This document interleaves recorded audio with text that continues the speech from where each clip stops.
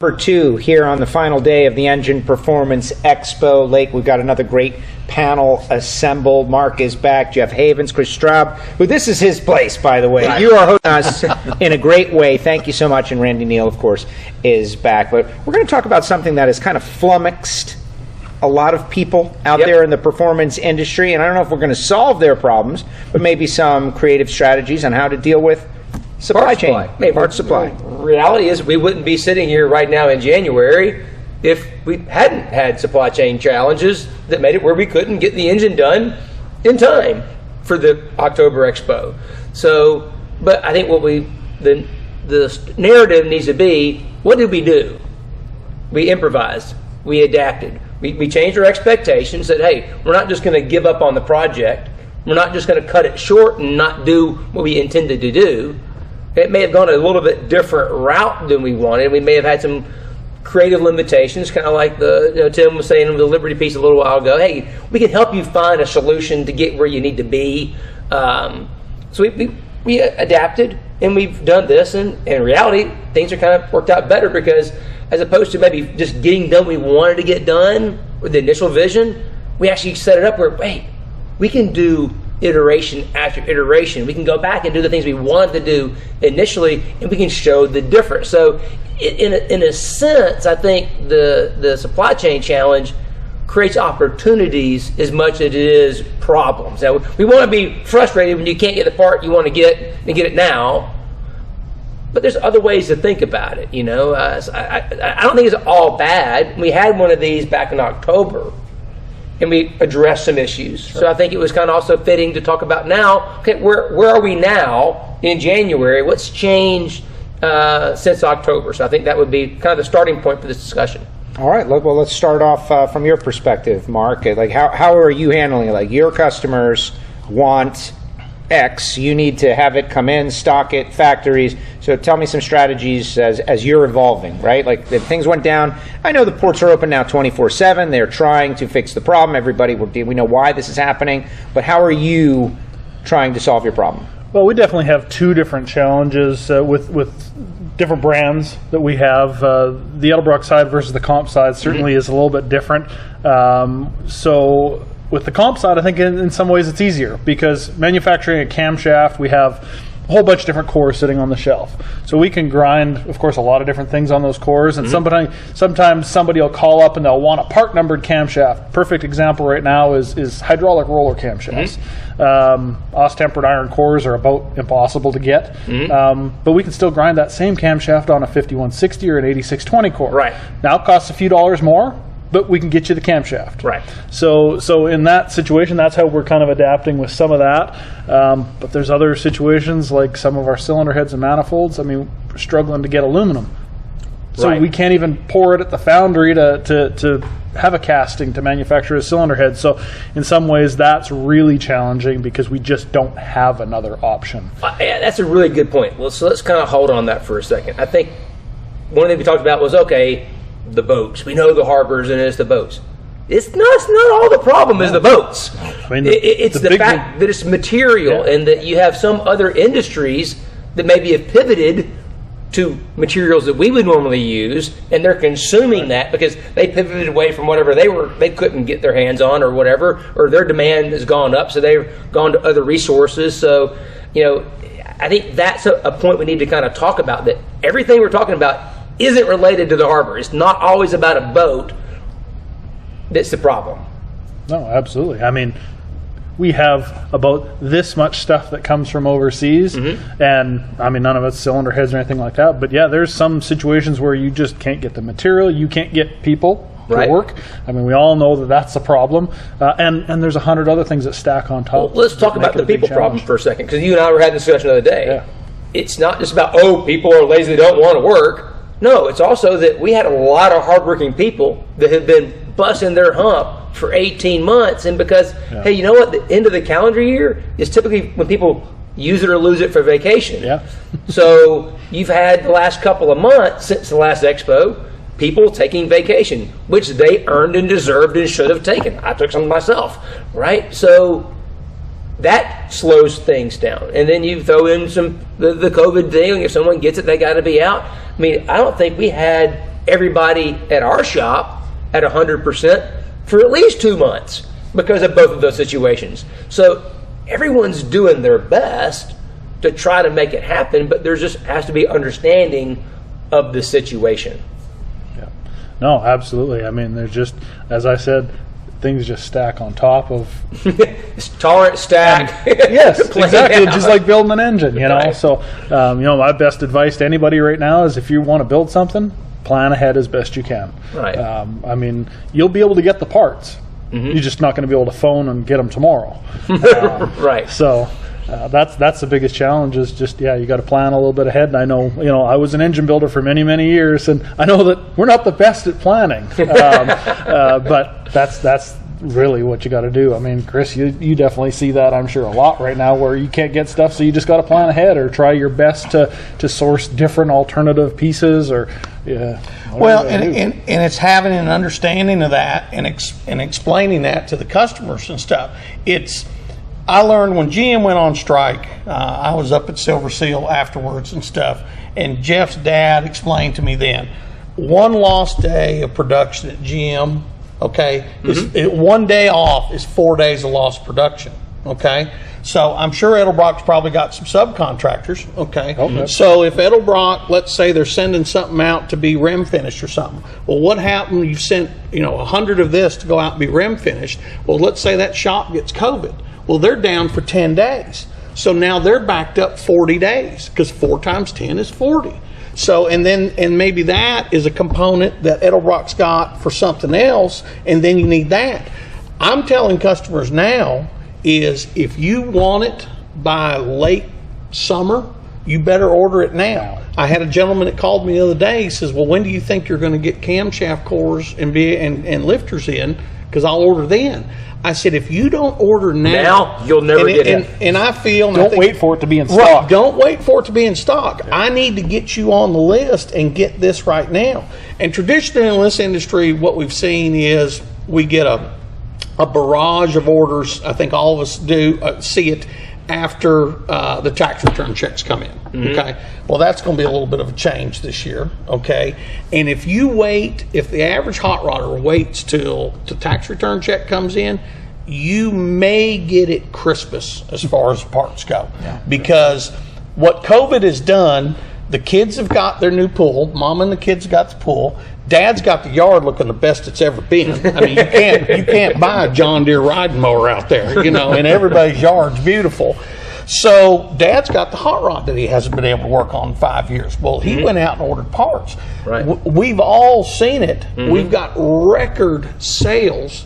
Even though we don't have inventory to ship, we've got record sales because everybody's gone out and worked on that hot rod because they've had time and they've had, in a lot of cases, they've had money to do it. Yeah. And because, hey, we're not going on this vacation, we're not doing this. So you didn't go to Disneyland and spend $10,000. Well, Mama won't mind if I spend $5,000 on a hot rod. But right now, if you think you're going to build an engine or do some of this stuff, my best advice is get a recipe of what you want, get a list, and get it ordered, and just be patient. Right now, I'm telling customers at least 15 to 18 weeks. And if it's a complete engine build, when I'm waiting on pistons and the piston manufacturer's telling me 16 weeks, well, I got to have the pistons to put it on so I can balance the crankshaft on Randy's machine, and I'm not going to trust what they're going to tell me weight-wise because we just don't know. We had a set come in from a manufacturer today. We were about 5 grams heavy from lightest to heaviest, so I'm not going to do that. So then we've got to balance the assembly. Well, if we're waiting on this and waiting on that, be patient. But if you want to do it, my best advice is you better get it ordered.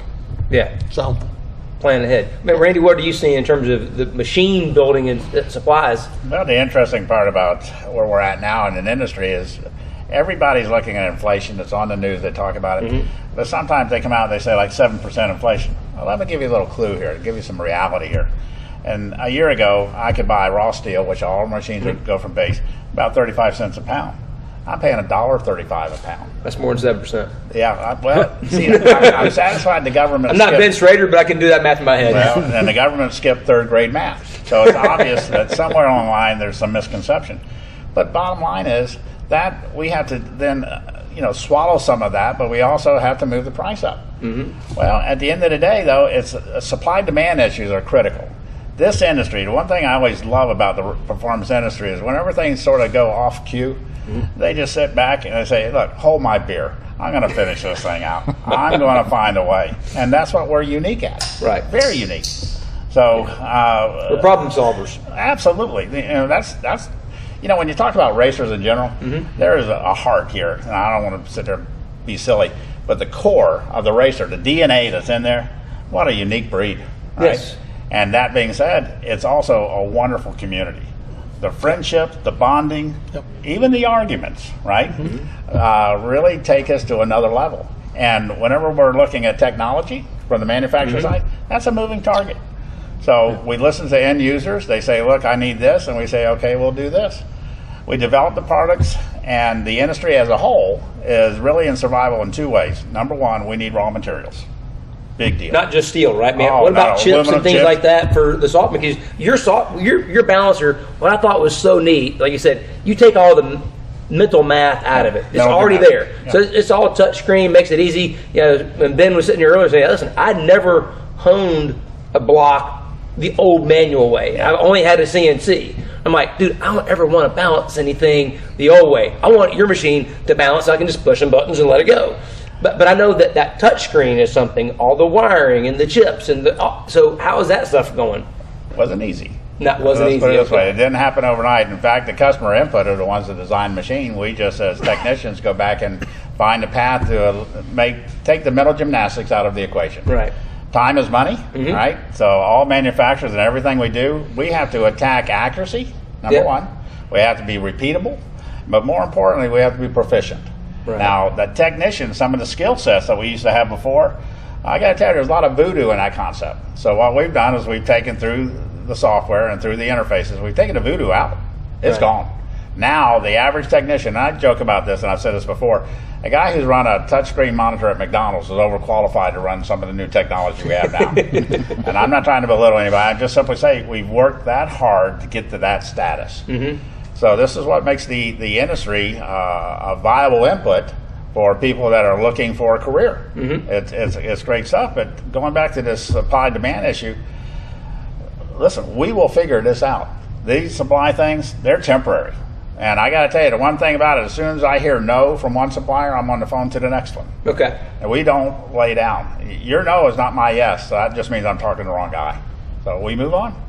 Yeah. And I think as a shop, you have to look at multiple suppliers. I mean, you need your main supplier, you need secondary. And I had a good customer of mine call me a couple months ago, and he says, I'm looking at a third and a fourth just in case. And that's what you got to have. And right now, I mean, again, get it on order. And and look at last year's.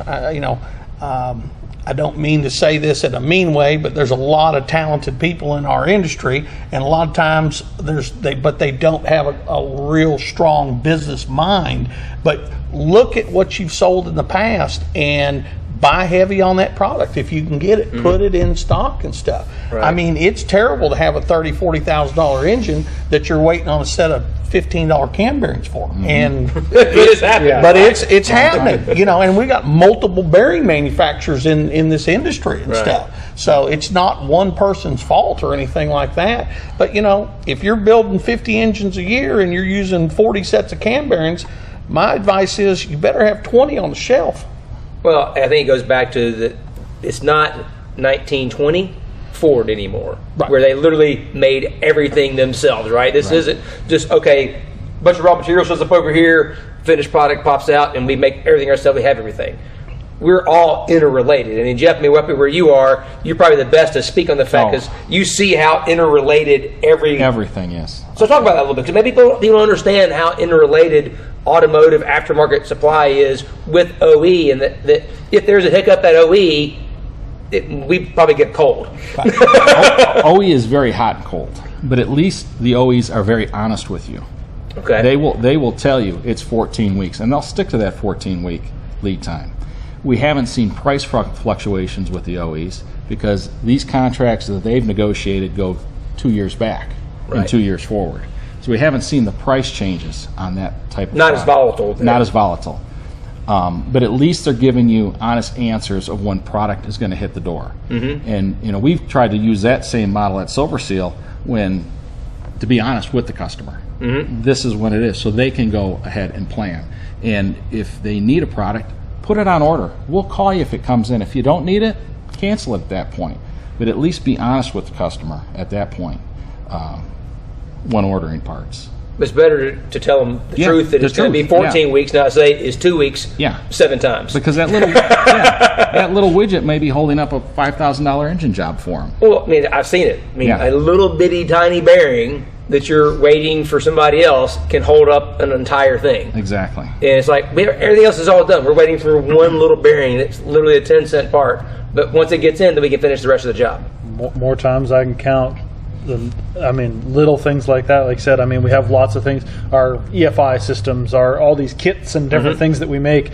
We've had situations where we've had everything, and we're missing the little screw that's the throttle adjustment screw on the throttle body. Mm-hmm. Well, you can't ship the kit without that part, Right. and it's a 10-cent part.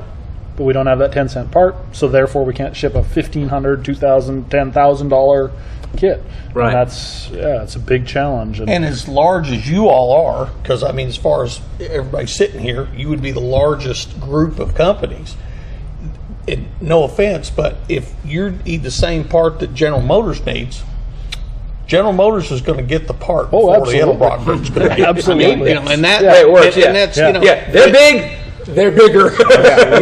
when a certain discount store decided they were going to pay $25,000 for every container, that conglomerate, Walmart, it probably in one day sells what our entire industry does in Right. a year. They can afford it.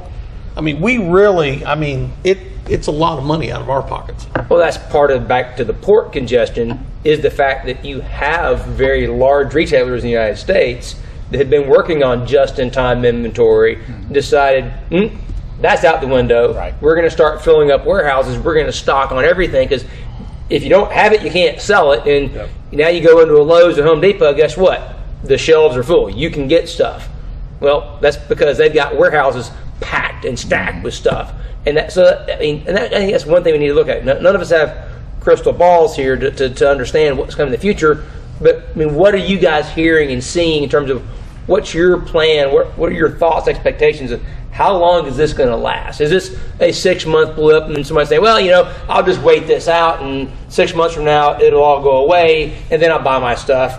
Or I heard you saying forget about that, but what's your take on that? A couple sources that I trust, and I've heard it out of a couple industries and people much smarter than I am, analysts, something with the third quarter of this year. So they're saying that it's going to continue to get worse for the next until the end of the third quarter of this year. Continue to get worse. We have not hit rock bottom. Because I think it's fair, right? We're not as good now in January as we were in October. And it's going to get worse. and it's going to get worse. It's somewhere between that third quarter and the first quarter of 2022. Is so we're about a year, maybe 14 months. Then after that, we'll start climbing out of it. So again, that's why I tell people, if you want to, it's not getting any better. My back orders are 7 times what they normally are, type deal.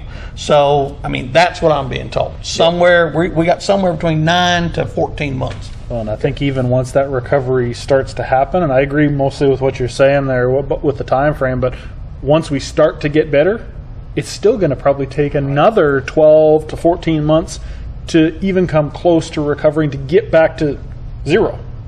Right. There's be ripples. Absolutely. They Without say the additional only- setbacks. Yeah. Well, they And say the only constant gonna in life happen. is change. The fact of the matter is, we're looking into this crystal ball. The problem is it's a snowstorm. We can't see clear through this thing. But at the end of the day, it'll recover. Cyclical events have always happened. That's just the nature of the beast. The timeline, that's that forecast issue. But look, let's be fair about it. Your expectations, the way you used to do business, if you're going to follow that model, you're a dead man standing. Yep. End of story. 100%. Yep. If you don't adapt to the event and recognize that this is reality, you're kidding yourself. You're going in the wrong direction. We're a smart group. I just got to tell you, some of the most ingenious people I've ever met in my life come out of this deal. So use your skill sets. Don't be afraid to ask questions. Go ahead and check your resources. But bottom line, like Chris says, plan. If you don't plan, you're done. Yeah. Just in time's more over. important than Yeah. ever. Just in time is over. Yeah. Yeah. Supply chain security is the new buzzword, not JIT. Yeah. Right. Yeah, that's yesterday's news. That's gone. Now it's supply chain security. I think, like I said, the planning is really the important part. To have an expectation, know that it's not going to happen right away, to plan it out, and then have that dialogue. One thing I thought Tim was spot on with is have that dialogue with your suppliers, Right. and say, okay, if my end goal is this, because that's what you want is the Right. end goal, That's right? right. Define the goal, not the means. We may alter the means. You know, like the little thing. Hey, you know what? We don't have that piston and rod combination available, but you know what? If we use this piston that's got this compression height, now we got this rod, and we can put it together.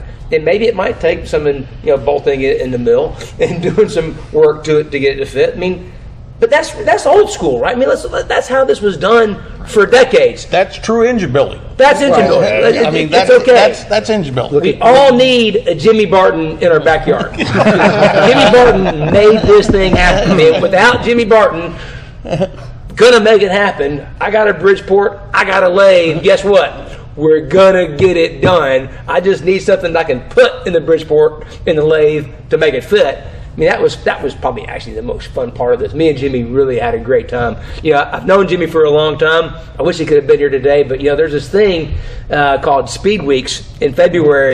People want their motors because cars don't go as fast without motors. So he had to go work this week, but he wanted to be here. But man, me and him had a great time together. Getting this engine together. It was kind of fun. I mean, we lived it. I mean, we lived this conversation this year. We're not speculating from on high. This was the burden we had to bear this year. Well, these are racers, right? And one thing that I've noticed about racers, as Randy is saying, like they're not just going to let something happen and sit around and wait for it to clear up. Like that's not what racers do. The motorsports community, and my dad raised me. He's a United States Marine Corps. Improvise, adapt, overcome. Yeah. Yes. Right? Like, okay, so what is the challenge? All right, what do we need to do to get to where we want to be? And so if you've got a combination and that combination is based in a part that you can't get anymore, well, now it's on you. Right. Time to figure something out. What are you going to do? Or are you just going to sit back and wait like some might? But Chris will take advantage of it. In that case, whoever is more fleet of foot. And so the competition that happens on the racetrack is happening elsewhere. And I think that's also exciting. Like we'll figure something out. Like what doesn't kill, all these cliches, rapid fire guys, what doesn't kill you makes you stronger. Well, I think about Keith Jones right now, and we get a lot of people contacting us because they had that restoration project. It might be a 1951 Nash or some kind of old car where it's got a really odd bore size, and they've got OE pistons, and it's a really weird ring groove size. I mean, 30-second rings really don't exist that much anymore, right? I mean, but how do you make this thing go, right? And a guy like Keith is creative, like, okay, hang on, give me the ring groove dimensions. But we may have a spacer, right? We may be able to take this spacer and put it in, and now we got a 16th ring that we do have. Right. We can make that work. Or, hey, you know what? Send us the pistons. We have a machine. We can cut ring grooves for you. We can open it up, because maybe what you've got is this weird, 1.75 millimeter, and that doesn't exist. But we can cut it to a 2 millimeter or a 5/64, and we've got something like that we can put in there. We can open it up and put a spacer. You can be creative in solutions, and I see our guys doing that. I mean, Keith, Kevin, Bobby, August, they're really good about trying to figure out those things, which goes back to pick up the phone, email, whatever you got to do. Talk to your suppliers, talk to your engine builders, and figure out a way, maybe a different path than you thought initially, but creative, get it done. Because as a racer growing up, you know what? They were going to drop that green flag on Sunday at 1 o'clock, whether you were ready or not. Right. And you had to be, you got to show up and be there. Now, you may not run fast, but you had to show up and be there. And so it hurt my heart when we had to say, man, we ain't going to get it done in October. I'm kind of glad that we decided that, hey, we can't move the start time and break it up and do dual races, not just one race. That's been a good thing. But it was like it's against everything in you to give up and say, it just can't happen. Well, just find a new way. And it seems like everybody here is finding a new way. And who knows? Maybe the new way you find is better than the original way you did it previously. Like just in time. That's what it evolved to. Mm-hmm. Was that a good thing? Was that the right thing? Maybe for the moment, but for the long-term success, who knows? But gentlemen, I think you did really well. Randy, final thought. JIT. All right, everybody, we've been through that era. Mm-hmm. And bean counters are one that were motivated by that. In other words, they wanted to find a way to have a limited amount of access time or ownership time of a product before they could turn it over and make a profit. Great idea. Boy, was it one hell of a deal to get going. I mean, there was train wreck after train wreck because the supply chain was screwed up then. Well, guess what? We got a new wrinkle in it. Well, we change. This is what we're all about. Our industry is the one group that can do things that other industries, especially if you're tied in with a government compound or something, forget that noise. They can't turn on a light switch without having 10 committees. We will make the product after a simple roundtable discussion. We're a go. That's what's good about us. Our industry has the ability, and one of the keys to it is resourcing like this. Mm-hmm. The Engine Expo is where you get your technical source information, you're going to get timely information, and you're going to get it from resident experts. That's key. And guess what, guys? All of this, you can sit on the couch and watch repeat it. And you can turn these things into educational formats for your own shop people. Remember, the power of what we're having here is a useful tool to evolve your business. Great job. Great final thought. Gentlemen, thank you very much. Excellent. And we will overcome. Improvise, adapt, overcome. That's it. Improvise, adapt, overcome. Simplify, words to live by. Absolutely. Neither one of us Marines, but there are some here in the building, right? Well, God love them. They're awesome. 100%. And my dad, just growing up, like that was it. Always like that. Whatever the challenge, there is a way through it, around it, over it, under it. Like you will find it.